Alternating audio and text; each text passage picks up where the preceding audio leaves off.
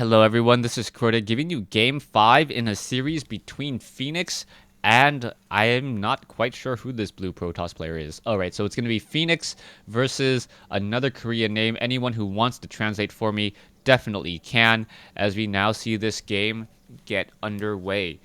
This is going to be on Tall Dream Altar Game 1, or the previous game. Phoenix was able to completely catch a blue Protoss player out of position, and with a little bit of mind games, able to make him believe he was going for a fast expansion when he in fact was not.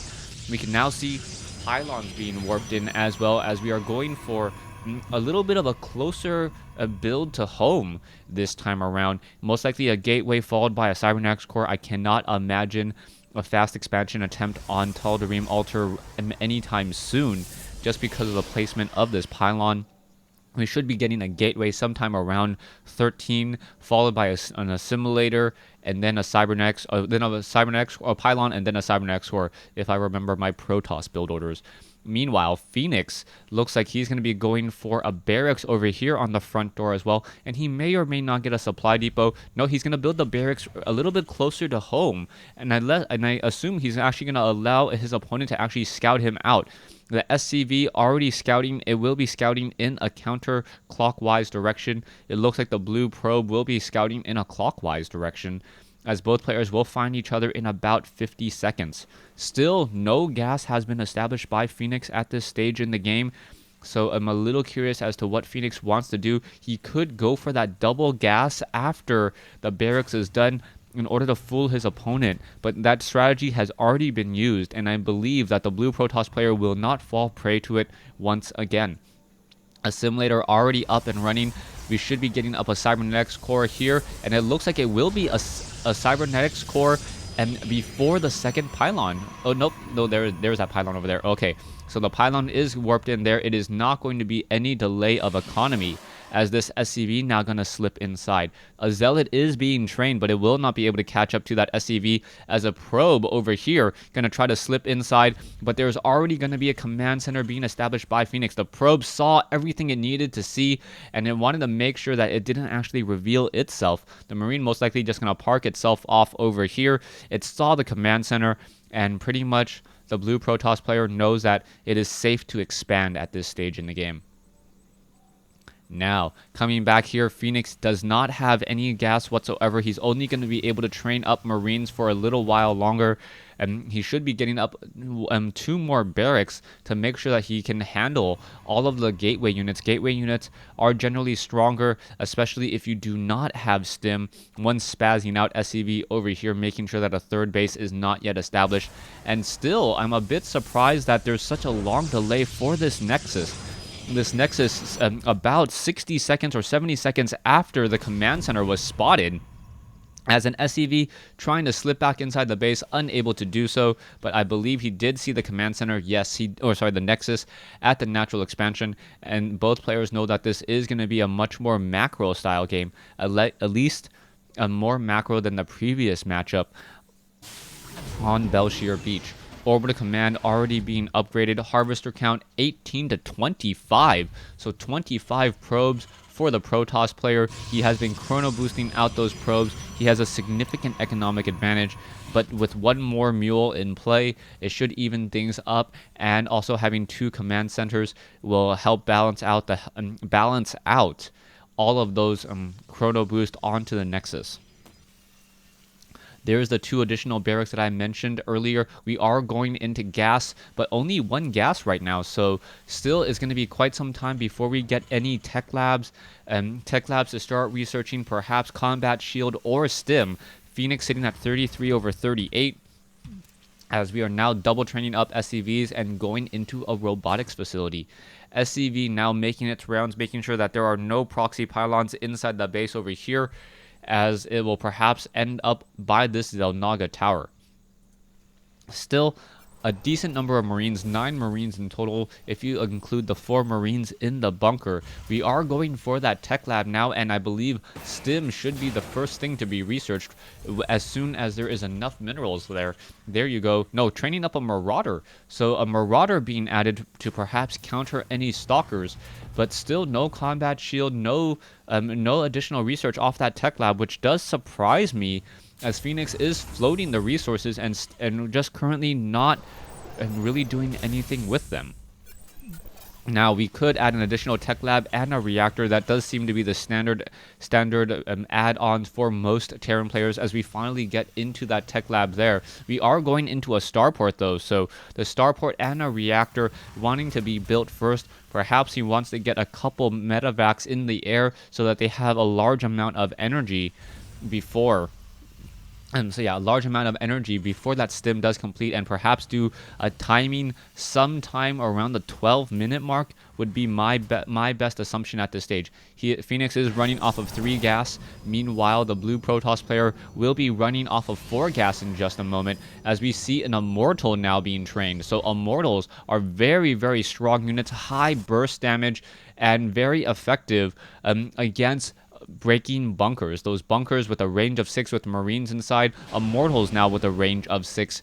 Very, very powerful units, dealing a lot of damage in quick burst. Stalkers now trying to make their way in. The Observer did spot in those units there, as we now see Marines and Marauders attempting to take down these destructible rocks. It looks like these Marines and Marauders will be forced to turn back around. No, it looks like the Sentries, Stalkers, and Zealots have not yet come over here, but there is a proxy pylon, and the factory does spot this, so the engagement may be coming in. All the units are now retreating. We are also going into a warp prism, as in comes the engagement. The Mule is unable to repair in time, and the Immortals was able to bust open that bunker there, as we now see another proxy pylon here. So in comes the engagement. A bunker already getting taken down. This is going to hurt very, very much, as the Marauders do not have concussive shells. Marines do not have stim. This is a really, really bad engagement, as the Protoss now with Guardian Shield able to add an additional 2 armor. There are 4 medevacs in the air, though, which will definitely help out, as perhaps a scanner sweep to reveal that Observer would be useful. Back inside the base, Phoenix does see that there are a lot of warp gates here, and he's not quite sure how to handle this. There's also a lot of energy on this Nexus, not quite sure why. Finally starting to chrono boost off of the main Nexus as well, as we are now getting up a new bunker. Level 1 weapons upgrade, concussive shells now being researched for the Marauders in order to slow down units, but in comes on the backside of the base Zealots now running into the main. The Marines trying to engage over here. Marauders being forced to use their stim packs and come back in, as now we have an engagement on the front door, and a perfect split attack causing absolute nightmares. SCVs trying to make their way over, but that Immortal with such fast, high output damage, able to destroy the bunker once more. And now this warp prism still warping in more units. Back over here, you can see the factory just flying overhead. SCVs still in position here, as the Zealots are going to town on some of those SCVs. The warp prism will retreat, as the Stalkers are kind of overstaying their welcome, and the engagements are no longer that beneficial for the Protoss, as the Marines do have stim, and there are enough medevacs to heal up the majority of these units. Factory is still flying off over here. We are now still training up more Immortals, more Zealots now being warped in along the bottom side, and they are going to be going for that 16 food supply depot here, and now still putting pressure on the front door. The Marines and the Marauders, nicely done. Force field preventing the loss of this army here, as the Marines and the Marauders are now going to go back around, as Zealots are going to town and now supply blocking Phoenix. Phoenix may end up losing a total of 4 food or 4 supply depots, and 3 with one of those was a supply drop. The warp prism does back away, as once again on the front door, the Immortal busting open that bunker, dealing damage, and now once again retreating. Double Observers here, though.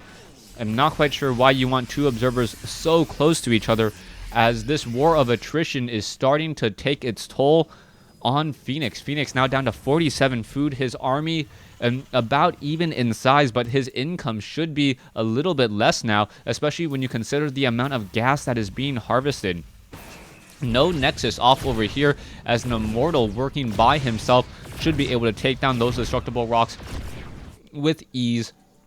level 1 weapons upgrade and level 1 armor upgrade being researched as well. So that is going to definitely help out the Protoss as he takes a little bit of a break, moves back with his army, and wants to allow his economic advantage to really carry through the rest of the game.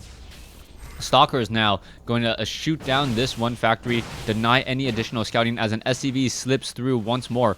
Armor upgrades and weapons upgrades about to be completed. Observers all across the map from the blue Protoss player. Phoenix pretty much, as soon as he sneezes, the blue Protoss player will know about it. He cannot even take this third base without his opponent easily seeing and being able to interrupt that. Photon cannons are being added down over here, added as an additional static defense, making sure that the Marauders and the Marines cannot easily take this out. Phoenix, though, still has a chance of coming back in this game. He does have 1-0 upgrades going into 1-1, and his army is not shabby. He just needs to be able to execute drops and attack where his opponent does not expect them. The Warp Prism now once again warping in more units. Zealots in position. Another supply depot with the supply drop may get taken out. It looks like the Warp Prism will be backing away the Zealots. Will they be able to be saved? Yes, they are going to be saved. And with no Vikings to deal with this Warp Prism, we now see Phoenix, or no, it is not Phoenix. It is actually the blue Protoss player who is supply blocked after losing a couple proxy pylons. Medivacs now on the move. It looks like this command center will be upgrading to a planetary fortress, and we are now going into Psystorm, the proper counter for the Terran bio, as there are currently no Ghost, even though we do have a Ghost Academy in play. No Ghost at all, only 8 Medivacs, 14 Marauders, 28 Marines, and we are now going to be going into an armory for perhaps that level 2 weapons and armor upgrades coming in from the engineering bay.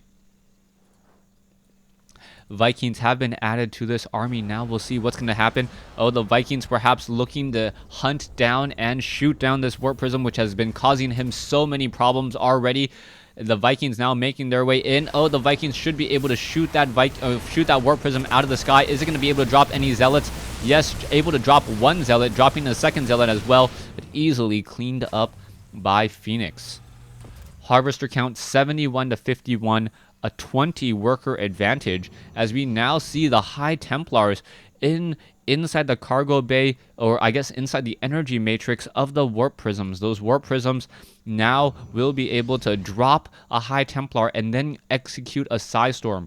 The Vikings, strangely enough, are going to be the counter to those High Templars, as the Vikings can't attack anything else. You can now see back over here, there are SCVs, Immortals now making a move down over here. A lot of Marines and Marauders.